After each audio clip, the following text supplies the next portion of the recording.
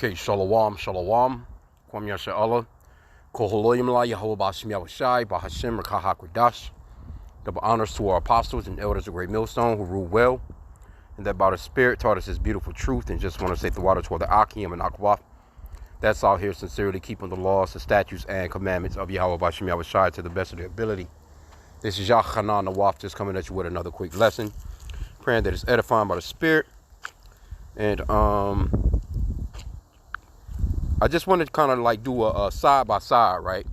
A black and a white, so to speak. Okay, so if you've been hearing about this movie, let me just read the title here. It says, Lily Gladstone warns Native audiences, well, you know, so-called Native Americans, which will be the tribe of Gad, which are Israelites. They are Israelites, tribe of Gad. You know, they're not Native American Indians. They're not American, and they're for them Indians. That's a negative connotation that the so-called white man named them, just like he named every damn body else when he colonized them, right? But it says, she warns Native audiences, killers of the flower moon may trigger a lot of generational grief to process. You're not alone, right? So, you know, of course, it's just like, you know, that's why a lot of people don't like to watch slave movies. They don't like to watch, you know, the so-called white man ravaging their people. And, you know, it kind of bothers them. It makes you angry. It fucks with you. You know what I'm saying? It's just kind of like, you know, you're like, damn. So a lot of people, they steer clear of a lot of these movies. But let's get some of the article. Now, I want to, you know, and why I wanted to do this lesson is because when I'm reading through the comments, of course, these so-called white people, man, they don't feel anything bad about any of this. They get in the comment board. They talk all kinds of shit like forget about it. You know, everybody has been done that way throughout history. You know, all this other shit. They don't, you know, it's just they're proud as hell. And what they don't understand is the Lord hasn't forgotten that past, and they're going to pay for it. But anyway, let's read some of this, and I want to show another video as to a so-called white man, you know what I'm saying, and his child being kidnapped, right? Today, you know. All right. So it says, I want to just get to the juicy part of it. It says, after the SAG strike ended this week, Gladstone took to X to speak candidly on the film's graphic nature and depiction of recent history. And as graphic as these movies be, they give you some idea of what was really going on, but it's not the real get down of what was really going on. You know, Esau not going to show you how fucking vicious he really is, you know. It says, the most pressing thing I wanted to say about Killers of the Flower Moon, especially to Native women and youth, see it when, she says, see it when and only if you feel ready. You have to be ready to see this type of shit, right? And see it with people you feel safe with, she wrote. You'll likely have a lot of generational grief to process. You're not alone, right? Her statement continued, never forget this story is recent history with a lasting impact on breathing, feeling people today. It belongs to them. And we all, and that's the same thing with the so-called blacks. See, what did they tell you to do? Forget about it. It was in the past. But guess what? They about to celebrate Thanksgiving in a couple of weeks. Why don't they forget about that shit? It was in the past. That was a long time ago. You know, they celebrate 4th of July. Tell some of these fucking Americans, you tell some of these so-called white people, I don't celebrate holidays. And see how that turns out. They get fucking enraged. They turn the actual color that they really are. They turn red. Tell some of these so-called white people, no, I don't celebrate American holidays. No, I'm not into American shit. You tell them that. And they'll be looking at you like, you know, they ready to fucking get up around your throat, man. See? Anyway. She goes on to say, in this process of learning about the horrific reign of terror, remember that Osage remain, Native people remain, and this story is a lot to take in. Be kind, and please be gentle with each other. There is much to process and much to heal. Hey, the real healing and all that stuff, that's coming when Yahweh Bashim Yahushai comes, man, and take this man out of power. He's going to wipe the tears from our eyes. You know, he's going to place that big smile on our faces when we see our enemies in the same situation that they had us in. Because, you know, you reap what you sow, man. As a matter of fact, let me get that real quick. I like to always bring this out. We had to bring the scriptures out to match these things, man, by the Spirit. This is let's get in the New Testament, then I'm gonna fall back to the Old Testament. Galatians 6 and 7. And it reads, be not deceived, Yahweh is not mocked, for whatsoever a man soweth, that shall he also reap. So Esau, Edom, the so-called white man, became a nation of people through his offspring. And that nation of people is what they call the so-called white race today. So that race that placed our race of people, our nationality of people, the Hebrew Israelites into slavery, they're going to have to get the same treatment because it's a seed that they've sown. See, seed is spiritually sown and seed is physically sown. The same way that you can go out into your garden and plant some cucumbers or something like that, you can plant a spiritual seed, and you best believe there's going to be a harvest from it. Some seeds take longer than others. You know, like if you plant cucumbers, you can pretty much see a return on that in a couple of months or whatever. But if you plant an apple tree or something, some type of fruit tree, it takes that tree years before you'll start to see actual apples. And this is what's happening to the so-called white man. See, he has planted that type of tree, and now all of a sudden that tree is starting to bear fruit. And he wants no part of that fruit. You know what I'm saying? He didn't know that, if you see, people don't understand this process, man. Anyway, let's go to the Old Testament. Let's get Job 34 and 29 to prove that the Lord is going to deal with them as a nation of people. Same way he dealt with us as a nation. Job 34 and 29.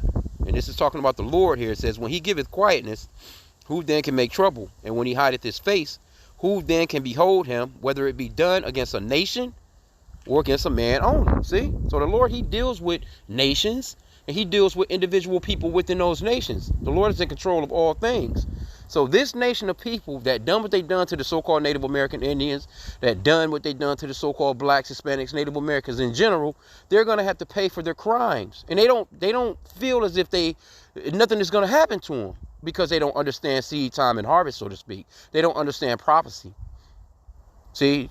They've been taught that white Jesus loves everybody and that the so-called white man, he gets to rule over everybody, fuck everybody over, and then a so-called white man is coming back and we're going to... That's when we finally get some peace. When the so-called white man comes to save every goddamn body. Get the hell out of here, man. Anyway, disgusting, man. Okay, it says, being native watching this movie was fucking hellfire. Jacobs wrote on X. Imagine the worst atrocities committed against your ancestors and then having to sit through a movie explicitly filled with them. Because, the so-called white man, he's sitting there eating his goddamn popcorn like it's nothing wrong.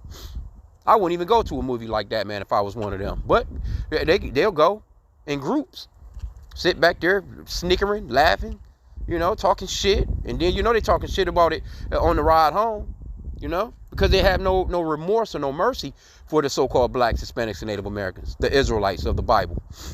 And that's why the Lord said, you've shown no mercy, you will receive no mercy, roughly paraphrasing. You're not getting no mercy, man, when the Lord take you down. See, right now, you're so high up on your high horse that you can't, they're so proud, they don't think they'll ever fall. But they're falling. And it's going to get real bad for them, man. The person went on to say, with the only respite being 30 minutes long scenes of murderous white guys talking about planning the killings. Yeah, man. But you know what? Hey, it's by the spirit and power of Yahweh Bashim Yahushua that you're starting to see these movies. I mean, because see, what's happening is Esau starting to tell on himself. Let's get that. It's a spirit on them. They can't help it. They can't help themselves. See, the Lord has them in court and all the evidence is coming out on them. And they're bringing out a lot of evidence on themselves. Everything has been recorded, man. The angels have seen everything. The Lord has seen everything. He knows everything that has been done. This is Psalm 64 and 8. So they shall make their own tongue to fall upon themselves. All that see them shall flee away. And that's what's happening. Their own tongue. They're starting to tell on each other. Every day you're seeing some type of atrocity from these people that you didn't know about that was in the past. The Lord is starting to peel back the onion, so to speak. He's opening up the eyes of the people to see this motherfucker right here is treacherous as hell. They're showing you that with what's going on over there in Gaza. And you have these so-called white people right here in America that's funding that shit. They're sending missiles. They're sending aid. So they're, They're part of that genocide that's going on over there, man. And they, they're all together. They're all in on it together, man. Anyway, now we got enough of the story. Like I said again, I was doing this lesson because of the comments, basically. This person, Fred Flint, says, this is so stupid. I wonder how people can possibly take seriously concepts like generational grief. See? But you don't see them fucking people over there in Gaza, how they crying and screaming. The fucking kids is crying, screaming. The women, the men is crying and screaming because a fucking bomb that landed on them and everybody bleeding from the fucking head, limbs gone. You don't think that that's going to fuck with the next generation? But see, this is how they think. It says, we are related to ancestors who experience epic tragedies. Their tragedies aren't our own. See? That's how they think. A person, I guess, responded to him by saying, what the hell is the matter with you? Shaking my damn head. Then they responded back, what's the matter with you? The concept of generational grief is just code for racial vendetta. Well, why wouldn't a person have a vendetta against your ass? It's purposely designed to create division. Well, who created the division to begin with? So when your people was dividing every fucking body up, it was okay. Now you trying to tell the people that's actually seeing what happened to them, well, we shouldn't be, you shouldn't have a divide mindset. We're all one now, See, this is how they think, though. They don't think no further than themselves. It says it's designed to, let me see. It's purposely designed to create division and ethnic strife. It's designed to ensure that we have even more grief, but in the present and future. What the fuck? See, this is a stupid ass person. If I hold back your dad, you don't think that it's gonna affect your kids? If I fuck your grandfather, I mean, come on, bro. Let's be real here. You don't think that it's gonna affect your kids? It's gonna, of course, affect your kids because it affected the grandfather, the father. It has to. That's just the way that it is. If I kept you in slavery for hundreds of years, you don't think that it's going to affect the next generation?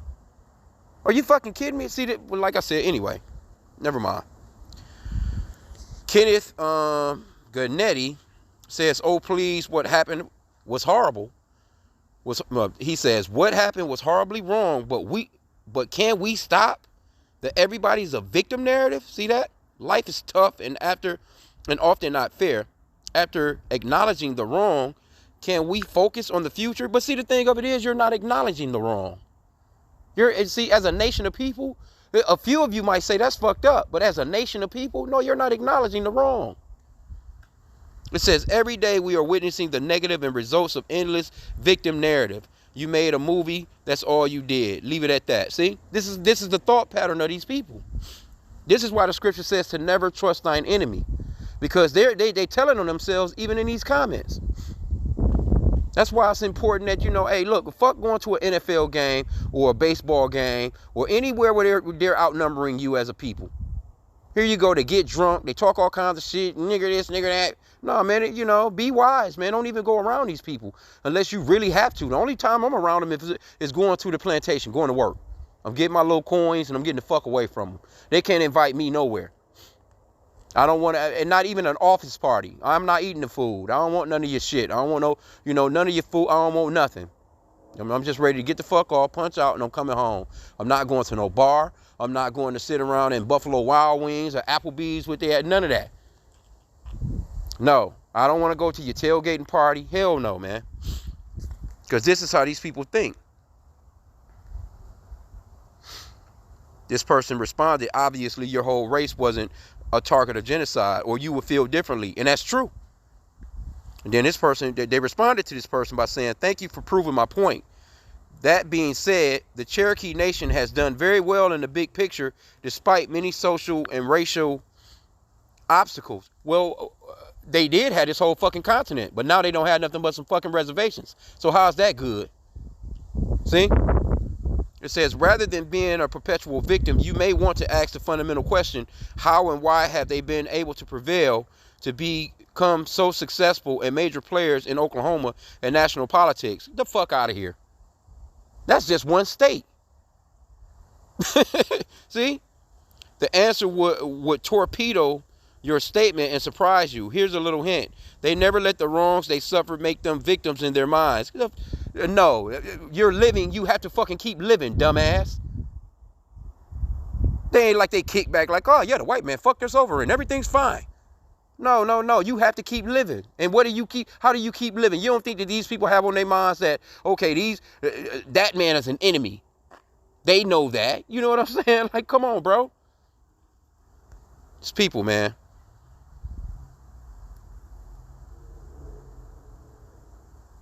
It says, tell that to the Drummond family. To this date, they are profiting off the indigenous people's losses in the land that their family ancestors' questionable land acquirement in the turn of the 19th century. What about the Osage? See? Osage, if I'm pronouncing that right. This person says, most of us was never taught real history. Our textbooks were sugar-coated with pilgrims and Indians celebrating Thanksgiving. And you know what? It's going to be a lot of these Negroes, it's so-called Native American Indians, they celebrate Thanksgiving. Shame on you. And see, that's why the Lord is coming to knock off 2/3 of our people, because y'all out here celebrating with your goddamn enemies. See, that's stupid as hell. Separate from these people. That's why, let's get this real quick. Micah 2:10. Arise ye and depart, for this is not your rest, because it is polluted, and shall destroy you, even with the sword of destruction. So you got to come out of the mindset of being a fucking American. Fuck this place, man. This is a so-called white guy at the job. He, that was before I kind of, I didn't, he doesn't know that I'm into this truth, but, we've had conversations, and I probably maybe gave him too much information, you know what I'm saying? But, I told him straight to his face, man, fuck America. Fuck your country. I don't give a fuck you, basically. You know what I'm saying? No, he already, because the last time there was a holiday, he was like, oh, yeah, well, I would tell you happy holidays, but I know you're not going to, you don't celebrate them. No, I don't celebrate your fucking holidays. Fuck you, America. He trying to be smart. Like, yeah, you right. Don't tell me no fucking Merry nothing. Don't tell me no Happy Thanksgiving. Don't tell me no none of that shit. I had a person the other day, tell me, a few weeks back or whenever Halloween was, Happy Halloween. Get the fuck out of here. Who the fuck says Happy Halloween? It says, arise ye and depart, for this is not your rest. That don't mean, pack a bag, get on a plane and try and leave America. What that's saying is, forget about the mindset of America, the spirit of America. Stop it with the damn holidays, man. Stop it with the everyday American shit, man. Let the people that stole the country enjoy those luxuries. We're waiting on our kingdom to come, because our people are destroyed. It says, because it is polluted, it shall destroy you, even with the sword of destruction. You've never seen a more destroyed people in the world, man, than the Israelites. We are fucking destroyed. Jake out here trying to just be American. They just trying to live the so-called white man's dream. Get the hell out of here, man. We're on punishment in this land. The Lord placed us on punishment. Anyway, we've gotten enough. I think we've gotten, you get the point, right? So now, let's go to this side of things right here, right? So, it was kind of funny because, that's how the spirit works. As I was reading, this article, I had this, well, not this particular hookup playing in the backdrop. I was watching Euro News, and this guy right here, he's the father of the 7-year-old Israeli girl, you know what I'm saying, that got, kidnapped by Hamas over there in Gaza, right? So I can remember a few weeks back when it first started, how he was talking about, he thought that she was dead, so to speak, and he was like, that's great. He preferred that she die or be killed than to have to basically go through being alive under the kidnapping of these people, because he doesn't know what's going to happen to his little daughter. So why does he feel that way? Why would he prefer his daughter be dead than to actually be alive? Because he understands the process of ravaging. He understands the process of, when it comes to stuff like this, these men don't care about age ranges and shit. They be doing all kinds of stuff because the so-called white man done it. He done it to our people. See? But when it's happening to them, there is an outcry. You know, now if these people that's in that comment board said anything about something like this right here, they would be considered to be anti-Semitic, right? But it's perfectly fine for them to go into the comment boards and talk all kinds of shit about our people, like as if our people don't matter. So let's play a little bit of the video, and this right here is for educational purposes only. This is CNN. I'm not getting any monetary value off of it. I'm just playing it for for educational purposes only. So let's check this guy out. And let's see if, if you think that the same things that's talked about in the comment board, as far as what I just read, would match up to what, of course they're not going to say shit about this guy. They're going to be like, of course she's going to be fucked up generationally. If something happened, if she's still alive and she's a damn hostage for real, if she's still alive, you don't think that if they actually got this little girl back, that wouldn't affect her generationally? If she went into a relationship with a man when she got older and they had children, you don't think that that's going to affect the way that she's going to raise that child? You see what I'm saying? So these people are damn hypocrites, man. But let's play it. I just wanted, let's do a black and white real quick. He was told his daughter had been killed. Thomas waited 2 agonizing days before getting the news. They just said, "We found Emily. She's dead." And I went, "Yes!" I went, "Yes," and smiled. Because that is the best news of the possibilities that I knew. She'd be in a dark room filled with Christ knows how many people, and terrified every minute, hour, day, and possible years to come. So death was a blessing, an absolute... See? Death was a blessing, absolute blessing. Now they're saying that she's possibly still alive. See? And you already know they're going to give you the cute little pictures. What kind of pictures have you been seeing from this whole thing that's been going on? All the best pictures that they can show you. When it comes to so-called blacks, Hispanics, and Native Americans, they give you the roughest picture ever when it comes to Jake. Every now and then you'll get that picture where you'll see him, he's at the prom or, with the graduation gown and cap on. Every now and then. You see what I'm saying? But all you've been seeing is little lily white pretty pictures of all the people that supposedly have been taken by these people, right? Everybody is all that I'm telling you, read the comment boards. That's where you get all your information as far as like how people really think. Go into some of these comments, man.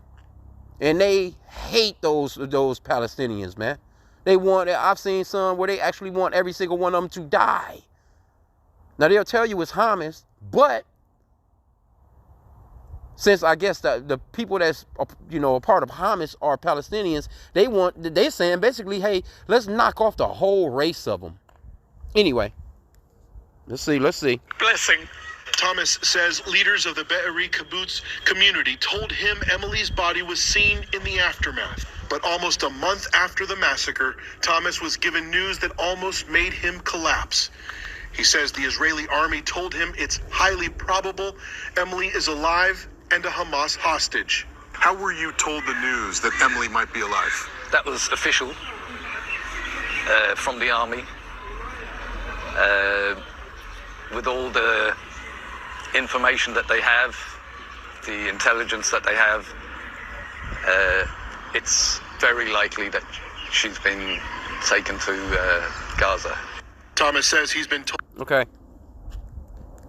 Let's see. So a couple of these comments. It says, the amount of despair this individual is going through is unfathomable. My prayers for everyone, strength in this time. Oh, no, well, you're a... okay. See, you get what I'm saying? Let's get some more. I really hope he gets his daughter back safe. This person says, this is so cruel on the father. I couldn't imagine what it would be like if it was my daughter. But when it comes to you so-called blacks, Hispanics, and Native Americans, you don't get that same type of attention. It's just, it was in the past. It was just, they don't see it as, the generational hurt that is actually, that's going on still to this very day with our people You know what I'm saying? They don't give a fuck. They don't care. Probably that was a long time ago. All right. This person says, "Oh God, no. This dad, I remember him and his relief that his little angel wasn't suffering. I can't imagine the heartache he's going through now, not knowing." Let me see what they say. "This poor baby girl, please bring her home safe." Of course, yeah, because you know when it's their skin color, when it's them, everybody got it. They, you know, America got to send aid. It's taxes being taken out of my goddamn check every week to send over there for people like this, and they don't give a fuck about my people. They ain't asked me. They just taking money out of your check, you know, spending your taxpayers' money on people that don't give a fuck about you. You see what I'm saying? We can get one or two more. "I have no words to express how I feel. Please let this child be okay. Please let her find her way back to her father." This person says, "Absolutely heartbreaking. My prayers are with the family and with Emily. I pray she and the other hostages are rescued." Why ain't nobody in here talking about, you know, well, hey, you know, things happen. This is a cruel world, you know.